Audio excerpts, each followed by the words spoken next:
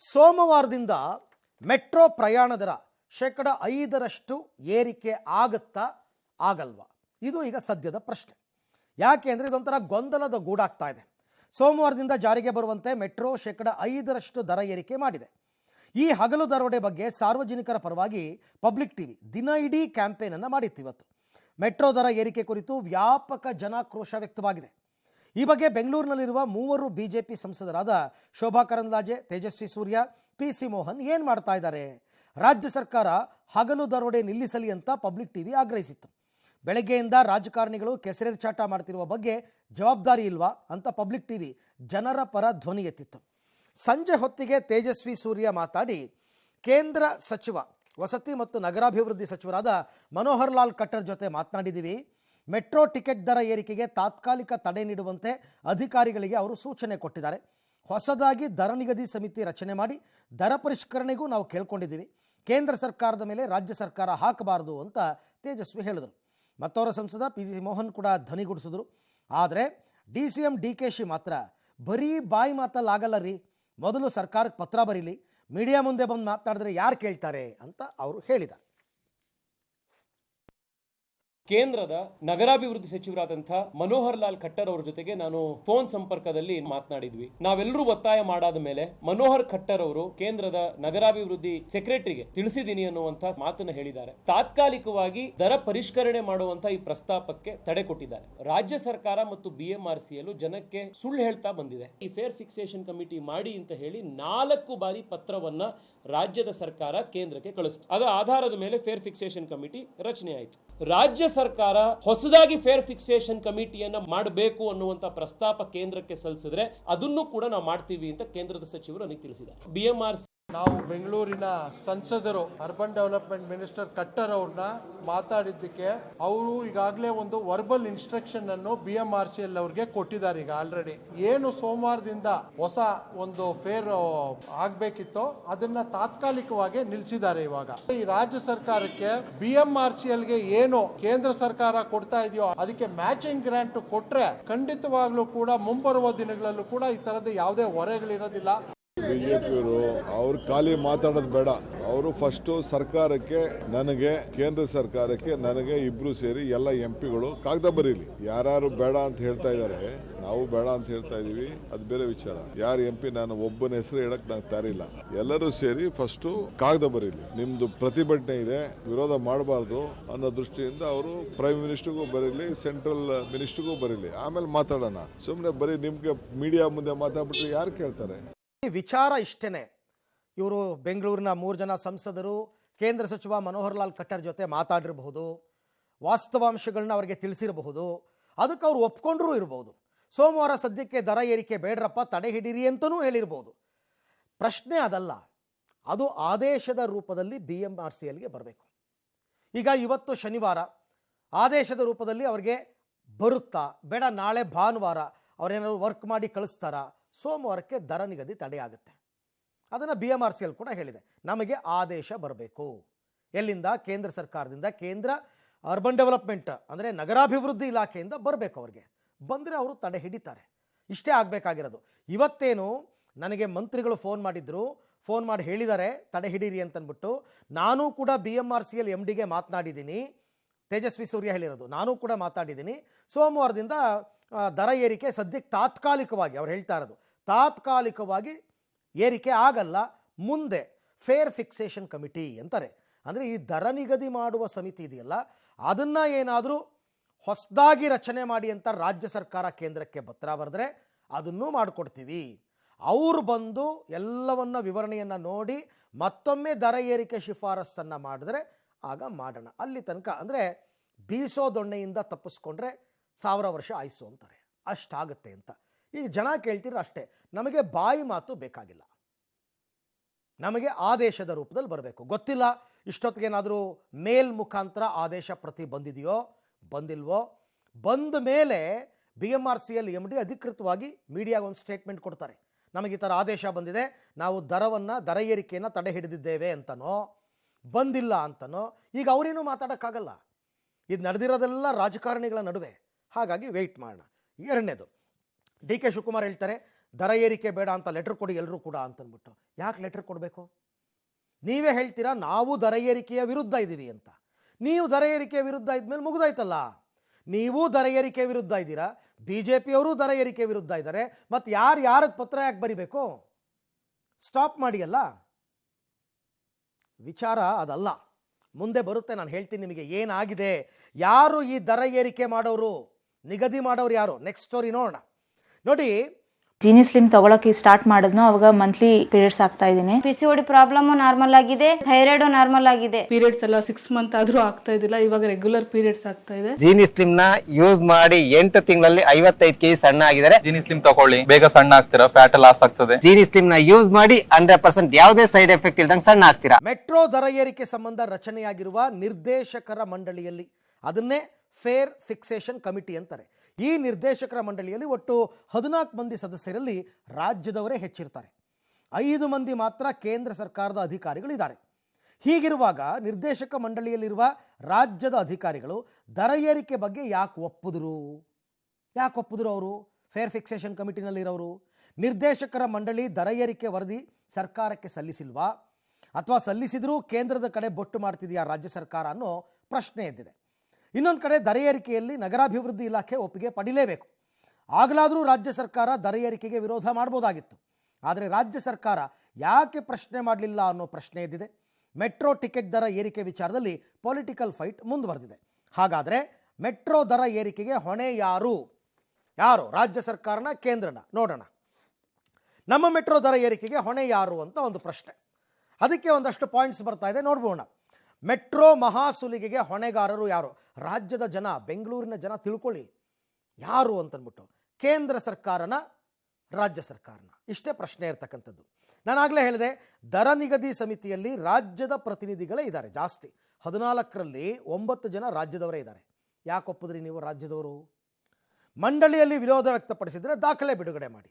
ನಿಮ್ಮದು ಮೀಟಿಂಗ್ದು ನಡಾವಳಿ ಇರುತ್ತಲ್ಲ, ಅದನ್ನು ಬಿಡುಗಡೆ ಮಾಡಿ ವ್ಯಕ್ತಪಡಿಸಿದ್ರೆ.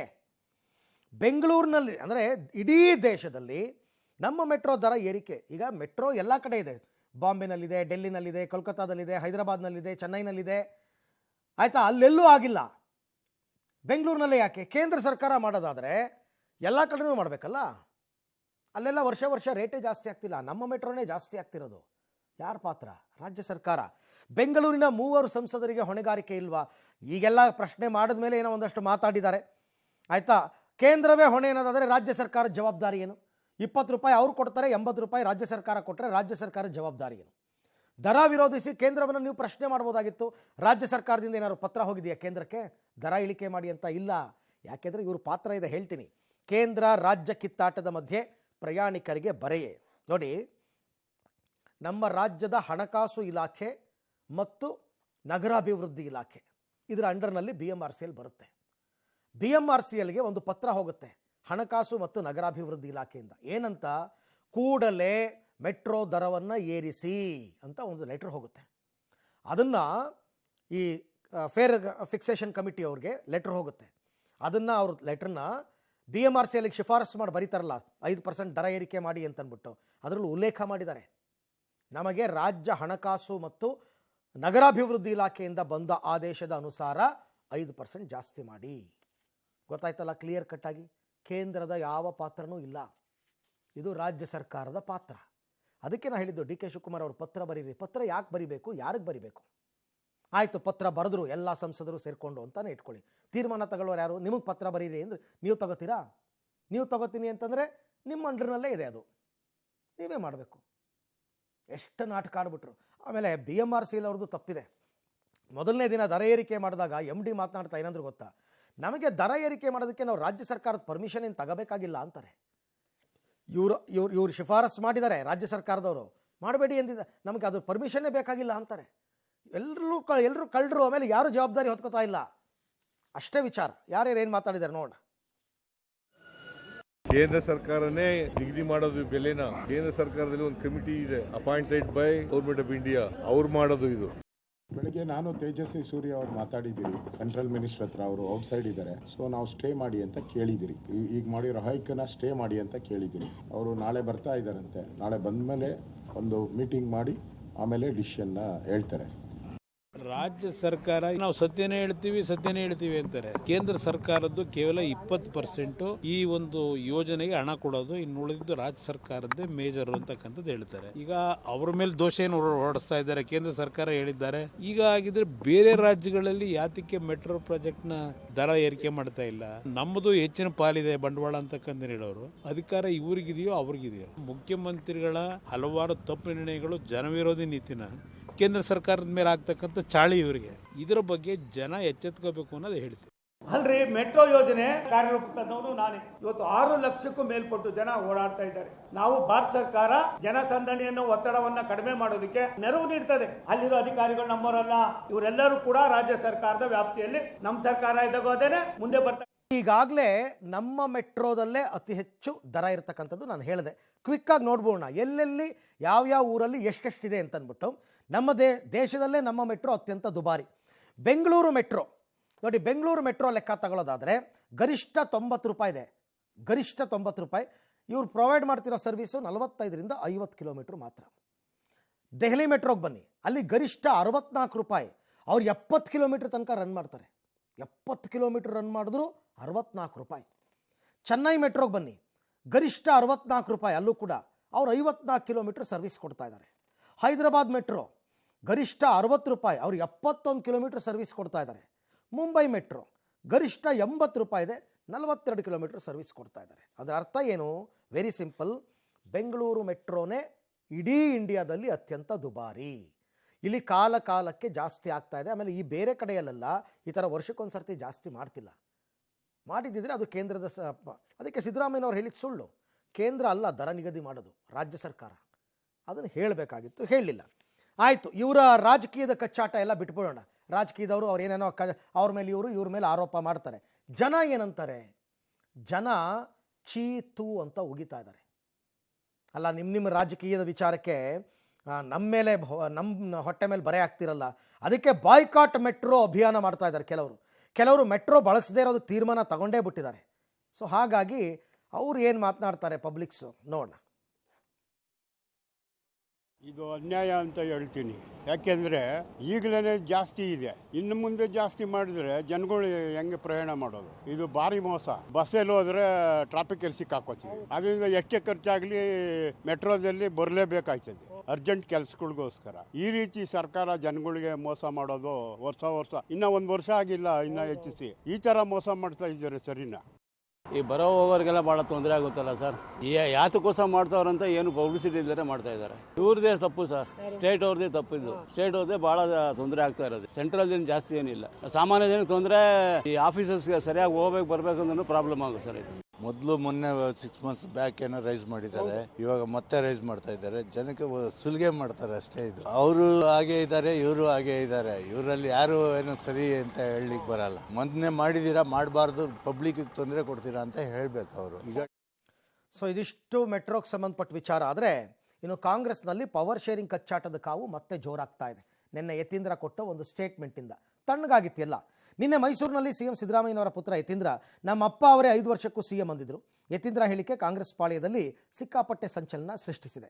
ಅಲ್ಲದೆ ಇವತ್ತು ಕೂಡ ತಮ್ಮ ಹೇಳಿಕೆಯನ್ನು ಯತೀಂದ್ರ ಸಮರ್ಥಿಸಿಕೊಂಡಿದ್ದಾರೆ. ಅಲ್ಲದೆ ಹೈಕಮಾಂಡ್ ತೀರ್ಮಾನಕ್ಕೆ ಎಲ್ಲರೂ ಬದ್ಧವಾಗಿರಬೇಕು, ಸಿಎಂ ಆಕಾಂಕ್ಷಿಗಳು ಇರ್ತಾರೆ, ಹೈಕಮಾಂಡ್ ಮಾತನ್ನು ಎಲ್ಲರೂ ಒಪ್ಕೊಳ್ಬೇಕು. DKಶಿ ಆಪ್ತರು ಕೂಡ ಹೈಕಮಾಂಡ್ ಮಾತು ಒಪ್ಪಲೇಬೇಕು ಅಂತ ಹೇಳಿದ್ದಾರೆ. ಡಾಕ್ಟರ್ ಯತೀಂದ್ರ ಅವರ ಪೂರ್ಣಾವಧಿ ಸಿಎಂ ಹೇಳಿಕೆಗೆ ಗೃಹ ಸಚಿವ ಪರಮೇಶ್ವರ್ ಧ್ವನಿಗೂಡಿಸಿದ್ದಾರೆ. ಅಲ್ಲದೆ DKಶಿ ಕಾಲ ಎಲ್ಲದಕ್ಕೂ ಉತ್ತರ ಕೊಡುತ್ತೆ ಅಂದ್ಬಿಟ್ಟಿದ್ದಾರೆ. ಇನ್ನು DKಶಿ ಆಪ್ತರಾದ ಶಿವಗಂಗಾ ಬಸವರಾಜ್, ಬಾಲಕೃಷ್ಣ ಅವರೆಲ್ಲ ಕಿಡಿಕಾರಿ ಯತೀಂದ್ರ ವಿರುದ್ಧ ಶಿಸ್ತು ಕ್ರಮಕ್ಕೆ ಆಗ್ರಹಿಸಿದ್ದಾರೆ. ಅಲ್ಲದೆ 2.5 ವರ್ಷದ ಅಧಿಕಾರ ಒಪ್ಪಂದ ಆಗಿದೆ, DKಶಿಗೆ ಅಧಿಕಾರ ಹಸ್ತಾಂತರ ಆಗಬೇಕು ಅಂತ ಒತ್ತಾಯಿಸಿದ್ದಾರೆ. ಈ ಮಧ್ಯೆ ಯತೀಂದ್ರ ಅವರು ಹಸ್ತಕ್ಷೇಪ ಜಾಸ್ತಿ ಆಗಿದೆ ಅಂತ ಶಾಸಕ ತನ್ವೀರ್ ಸೇಠ್ ಎಲ್ಲ ಇಲಾಖೆಯಲ್ಲೂ ಹಸ್ತಕ್ಷೇಪ ಮಾಡ್ತಾರ್ರಿ ಅವರು ಅಂತ ಹೇಳಿದ್ದಾರೆ. ಎಲ್ಲರಿಗೂ ಕೂಡ ಹೈಕಮಾಂಡ್ ಅವರು ಸುಪ್ರೀಮು.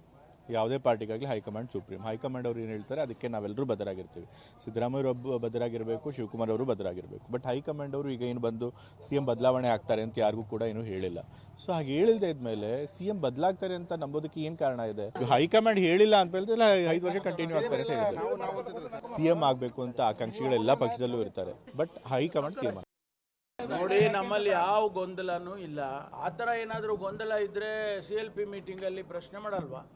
ಪೂರ್ಣಾವಧಿ CM ಆಗಿರ್ತಾರೆ. ಹೈಕಮಾಂಡ್ ಎಲ್ಲಿಯವರೆಗೆ ಸಿದ್ದರಾಮಯ್ಯನವರು ಇರಬೇಕು ಅಂತಾರ ಅಲ್ಲಿಯವರೆಗೆ ಇರ್ತಾರೆ. ಹೈಕಮಾಂಡ್ ಈಗ ಹೇಳದೇ ಇದ್ರೆ ಈ ಸಿದ್ದರಾಮಯ್ಯನವರು ಇಲ್ಲ ಅಂತ ಹೇಳ್ಬೇಕಾಗಿತ್ತಲ್ವಾ? ಹೇಳಿದಾರ. ಜನರಿಗೂ ಇದೆ, ಶಾಸಕರಿಗೂ ಇದೆ, ನಿಮ್ಗೂ ಇದೆ, ಎಲ್ಲರಿಗೂ ಇದೆ. ಬಟ್ ಪಾರ್ಟಿ ಏನ್ ಹೇಳ್ತದೆ ಕೇಳಬೇಕು ನಾವೆಲ್ಲ. ಅವ್ರವ್ರ ಅಭಿಮಾನಿಗಳು ಅವ್ರು ಆಸೆ ಪಡ್ತಾರೆ, ಅದಕ್ಕೆಲ್ಲ ನಾನು ಬೇಡ ಅಂತ ಹೇಳಕ್ಕಾಗಲ್ಲ. ಬಜೆಟ್ ಬಳಿಕ ಏನಾದರೂ ನಿರೀಕ್ಷೆ ಮಾಡಬಹುದು ಜನ? Time will answer. ಏನು 2.5 ವರ್ಷ ಒಪ್ಪಂದ ಆಗಿದೆಯೋ ಆಗಿಲ್ಲ, ಅದು ಸ್ಪಷ್ಟಪಡಿಸ್ಬಿಟ್ರೆ ಮುಗಿದೋಯ್ತು. ಶಾಸಕರ ಬಲ ಇಲ್ವಾ ಸರ್ DK ಶಿವಕುಮಾರ್ ಅವರಿಗೆ? 139 ಜನ ಶಾಸಕರು ಬಲನು DK ಶಿವಕುಮಾರ್ ಅವ್ರ ಪರವಾಗಿದೆ. ನಾಳೆ ಅವ್ರು ಏನು ಹೇಳಿದ್ರು ಮಾಡಕ್ಕೆ ಸಿದ್ಧವಾಗಿರೋಂಥ 45 ಜನ ಯೂತ್ಸ್ ಇದೀವಿ. ಪ್ರಾಣ ಕೊಡೋದ್ರು ಕೊಡ್ತೀನಪ್ಪ, ಅದಕ್ಕಿಂತ ದೊಡ್ಡದು ಯಾವ್ದಾರು ಇದೆಯಾ? ನನಗೆ ಹೈಕಮಾಂಡ್ ತೀರ್ಮಾನ ಮಾಡ್ತಾರೆ. ಯತೀಂದ್ರ ಅವರು, ಬಾಲಕೃಷ್ಣ ಅವರು ತೀರ್ಮಾನ ಮಾಡುವಂತ ವಿಚಾರ ಅಲ್ಲ. ಅವರು ಅವ್ರ ತಂದೆ ಮೇಲೆ ಅಭಿಮಾನ, ಪ್ರೀತಿ, ಅವ್ರ ತಂದೆ ಇರ್ಲಿ ಅಂತಕ್ಕಂಥ ಭಾವನೆ ಅವ್ರಿಗೆ ಅವ್ರು ಹೇಳಿದ್ದಾರೆ. ಅದನ್ನ ಹೈಕಮಾಂಡ್ ಅವರು ಒಪ್ಕೊಂಡು ಅವ್ರನ್ನೇ ಮುಂದುವರಿಸ್ತೀವಿ, ನಮ್ದೇನು ತಕರಾರಿಲ್ಲ. CM ವಿಚಾರವಾಗಿ ಯಾರಾದ್ರೂ ಮಾತಾಡಿದ್ರೆ ನೋಟಿಸ್ ಕೊಡ್ತಾರೆ. ಅದೇ ಅವ್ರ ಮಗ ಮಾತಾಡಿದ್ರೆ ಯಾವುದೇ ಒಂದು ನೋಟಿಸ್ ಕೊಡಲ್ಲ ಸರ್ ಯಾರಿಗೂ. ದೊರೆ ತಪ್ಪು ಮಾಡಿದ್ರೆ ದೂರಿಲ್ವಂತೆ. ನಿಮ್ಮ ಕ್ಷೇತ್ರದ ಅಭಿವೃದ್ಧಿ ಕಾರ್ಯಕ್ರಮ ಕೊಟ್ಟಂತೆ ಬೇರೆಯವರು ಹಸ್ತಕ್ಷೇಪ ಮಾಡ್ತಾ ಇದ್ದಾರೆ. ಎಲ್ಲ ಹಂತದಲ್ಲೂ ಆಗ್ತಾ ಇದೆ, ರಾಜ್ಯ ಉದ್ದಕ್ಕೂ ಆಗ್ತಾ ಇದೆ. ಒಂದು ಗೌಪ್ಯವಾಗಿ ಹೇಳ್ತಾ ಇದ್ದೀವಿ, ಅದು ಬಹಿರಂಗ ಆಗುವಂಥ ಸನ್ನಿವೇಶಗಳು ಬಂದಾಗ ಖಂಡಿತವಾಗಿ ಅದು ಬಹಿರಂಗ ಆಗುತ್ತೆ. ಇವೆಲ್ಲ ಸುಮ್ಮನೆ ಟೈಮ್ ಪಾಸ್ ಮಾಡೋ ಮಾತುಗಳು ಅಷ್ಟೇ. ನೋಡೋಣ, ಹೈಕಮಾಂಡ್ ತೀರ್ಮಾನ ತಗೋಬೇಕು. ಅಲ್ಲಿ ತನಕ ಈ ಬೃಹನ್ನಾಟಕ, ಜಗನ್ನಾಟಕ, ಮೆಗಾ ಸೀರಿಯಲ್ ಮುಂದುವರಿಯುತ್ತೆ.